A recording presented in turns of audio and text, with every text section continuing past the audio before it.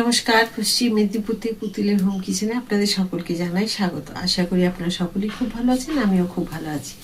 আজকে আপনাদের তৈরি করে দেখাবো সব রকম শীতের সবজি দিয়ে, রেখেছি আমি ওখানে বেগুন, কুমড়ো আর মূলো, আলু সমস্ত কিছু দিয়ে, আরও যদি আপনারা এর মধ্যে বিনস বা শিম এগুলোও দিতে পারেন। সব কিছু দিয়ে আজকে আমি করব চিংড়ি মাছ দিয়ে চচ্চড়ি। তো সেই রান্নাটা তো একদম সত্যি কথাই খুব সুন্দর হবে।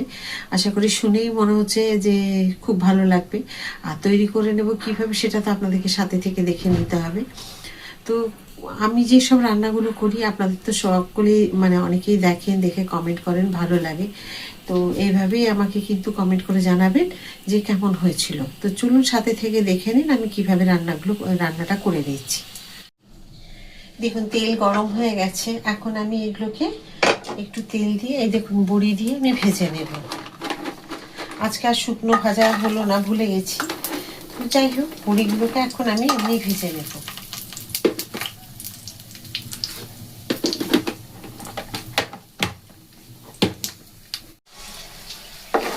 বড়িগুলো ভাজা হবে, আবার আমি এগুলোকে তুলে রেখে দেব।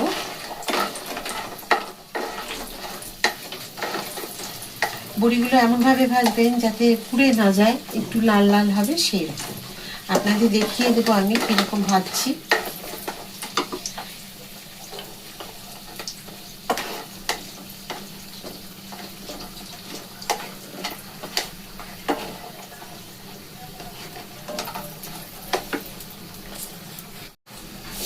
বড়িগুলোকে এখন আমি তুলে রেখে দেবো।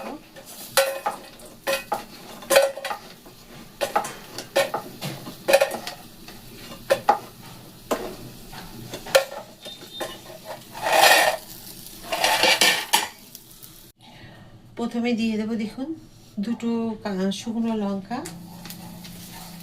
3টে ছোট ছোট তেজপাতা, আর দিয়ে দেবো 1 চামচ 5 ফোড়ন, আর একটু দিলাম।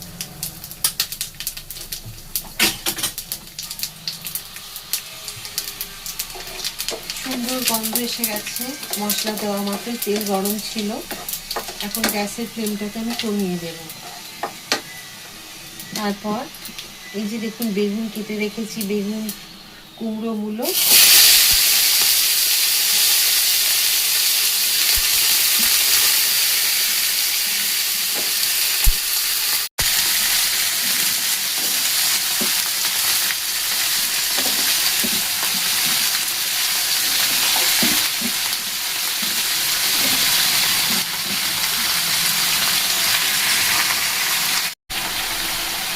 এতটা দেখছেন যে সবজি দেওয়া আছে, এটা আমি একটুখানি আলাদা তুলে রাখবো মাছ ছাড়া, তারপরে আমি একটু মাছ মিশিয়ে দেবো।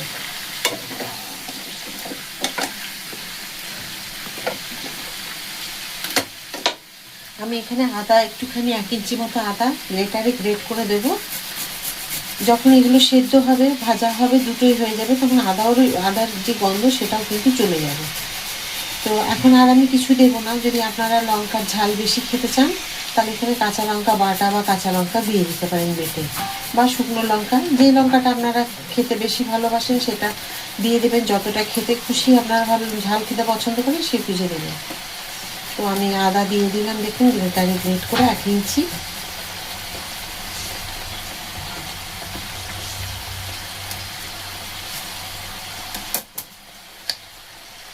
এটা এখন এইরকমই থাকবে, আমি আর কিছু করলাম না। একটুখানি 5 মিনিট মতো এভাবে ঢাকা দিয়ে রেখে দেবো মিডিয়াম ফ্লেমে।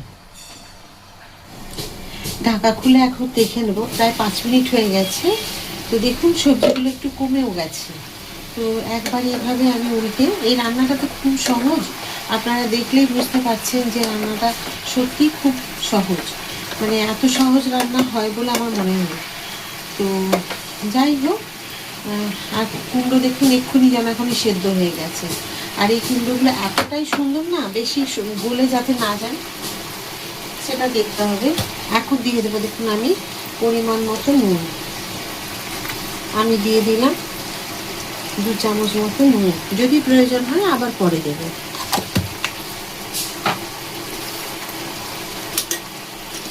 দেব পরিমাণ মতো হলুদ, আমি তো হলুদ দিইনি, কিছুই দিইনি, শুধু ভাজার জন্য রেখে দিয়েছিলাম। এবার আবার আমি নুন হলুদ সব কিছু একটুখানি মিশিয়ে নেব, দিয়ে আবার আমি এটাকে ঢাকা দিয়ে রেখে দেব। কত জল বেরিয়েছে দেখুন। দেখবেন কচি সবজিতে যেগুলো এখন নতুন উঠছে একটু কিন্তু জল বেরোবে, সব তো একদম টাটকা কচিটা। আর যখন আবার 2 মাস মোটামুটি হয়ে যাবে, 1-1.5-2 মাস, তখন দেখবেন এত কিন্তু আর জল বেরোচ্ছে না, সে ফুলকপি বলুন বাঁধাকপি বলুন কোনো কিছুতেই না। তো চলুন আবার আমি ঢেকে দিই, একদম মিডিয়াম ফ্লেমে রেখে দেবো আবার 5 মিনিট। চলুন একবার ঢাকা খুলে দেখে নিই কীরকম হয়েছে। তো দেখুন আরও কমে গেছে। তো এখন এতে কি দিতে বাকি আছে বলুন তো? একটা বেশ জিনিস দিতে বাকি আছে, যেটা না দিলে কিন্তু এর স্বাদটা একদমই সম্পূর্ণ হবে না, যেটা হচ্ছে মিষ্টি। তো মিষ্টির জন্য আমি অল্প একটুখানি দিয়ে দেবো চিনি। আপনার তো জানেনই মিষ্টি কুমড়োতে মিষ্টি একটু কম দিতে হয়। আর আমার এই চিনির কৌটো দেখুন, চিনিটা একদম ভর্তি হয়ে আছে। তো 1 চামচ এটা ভর্তি করে এরকম করে আমি দিয়ে দিলাম। আর মিষ্টি কুমড়োটা বেশ ভালো মিষ্টি আছে, যার জন্য অল্প দিলাম। খুব বেশি মিষ্টি হয়ে গেলে না ভালো লাগে না খেতে। তো যাই হোক, আমি এইটুকু চিনি দিলাম, আপনারা আপনাদের মতো স্বাদ বুঝে জিনিসের পরিমাণ বুঝে মিষ্টিটা দেবেন। ব্যাস, এবার আমি এটাকে মিশিয়ে নেব। মিশিয়ে দেখুন কি সুন্দর লাগছে দেখতে, আর এত সুন্দর গন্ধ আসছে না, মূলো বেগুন যে একটা সুন্দর যে গন্ধ। আর এই শীতের না চচ্চড়ি বা ঘন্ট এগুলো খাবার মতো একটা জিনিস, খুব ভালো লাগে খেতে। দেখুন খেতে একদম সুন্দর হয়ে গেছে। এখন দিয়ে দেবো, এবার আমি এই বড়িগুলো ভেজে রেখেছিলাম, বড়িগুলোকে উপর থেকে। ব্যাস, এবারে এগুলোকে আরেকবার মিশিয়ে নেব সুন্দর করে, দিয়ে আমি খানিকটা তুলে রাখবো। তুলে রেখে আমি মাছ ভেজে তুলে রেখেছি, তো সেই মাছ একটুখানি মিশিয়ে দেবো।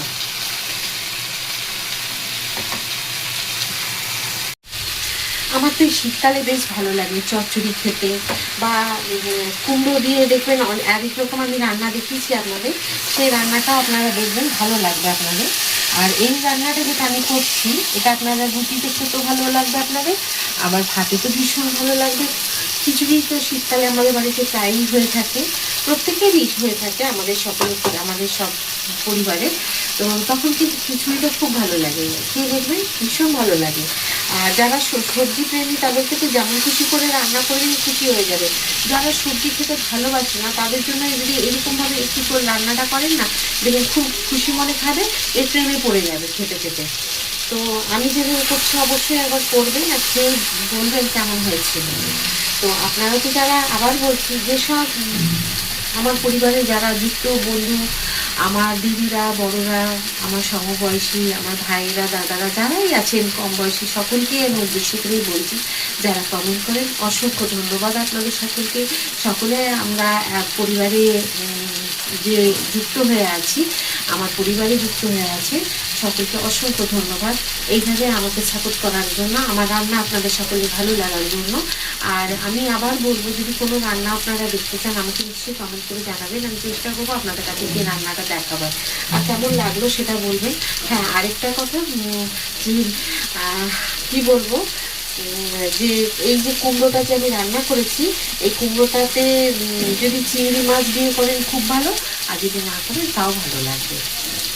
তো ঢেলে আমি রাখি, আর বাকিটা আপনাদের দেখাচ্ছি, সাথে থাকবেন। দেখুন মাছগুলোকে আমি আরেকটু ভেজে নিলাম তেল সাইডে দিয়ে, আর এখানে কুমড়োটাকে রেখেছি, পরিমাণটা দেখুন অর্ধেক কমিয়ে দিলাম, অর্ধেকটা তুলে রেখেছি আমি। তো সেটা আপনাদের দেখিয়ে দিলাম যে দেখুন অর্ধেকটা তুলে রেখে দিয়েছি, আপনাদের বলেছিলাম যে মাছ দিয়ে দেবো না, নিরামিষ খাবে, সেই কারণে।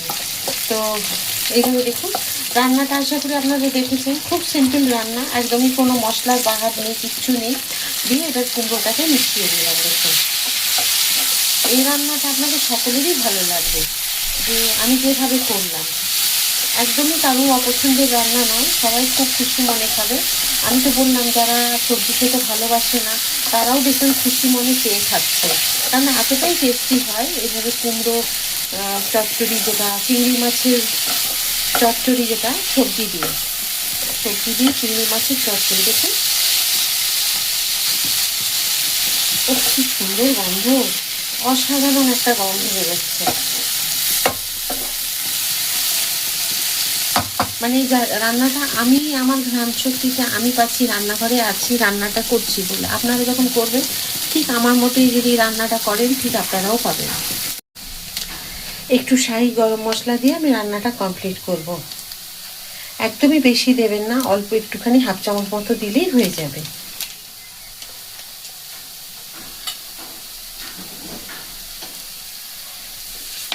এবার নামিয়ে দেবো একটা বাটিতে। আমি দেখুন কি সুন্দর হয়েছে।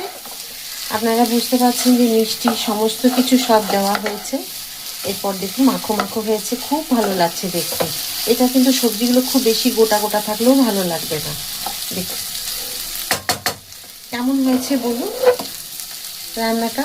আমি যেটুকু চিংড়ি মাছ দিয়ে করলাম সেটা হচ্ছে একদম নিরামিষে, সেইটুকুর জন্য যথেষ্ট। সেই মানে যতটুকু সবজি নিয়েছি সেই চিংড়ি মাছের জন্য যথেষ্ট। আপনারা তো দেখেছেন আমি এক কড়াই ভর্তি যে সবজি নিয়ে আমি চচ্চড়িটা করছিলাম, তার তো অর্ধেকের বেশি তুলে রেখেছি নিরামিষের জন্য, খাবে না চিংড়ি মাছ দিয়ে, সেই কারণে আমি এইটুকু করেছি। তো আশা করি ভালো লেগেছে আজকের এই চিংড়ি মাছের এই রান্না। যদি আপনাদের সকলে ভালো লেগে থাকে, লাইক, সাবস্ক্রাইব আর শেয়ার করে আমার সাথে থাকবেন। আবার একটা নতুন ভিডিওতে নতুন রান্না নিয়ে আপনাদের সকলের কাছে চলে আসবো। সবাই খুব ভালো থাকুন, সুস্থ থাকুন। নমস্কার।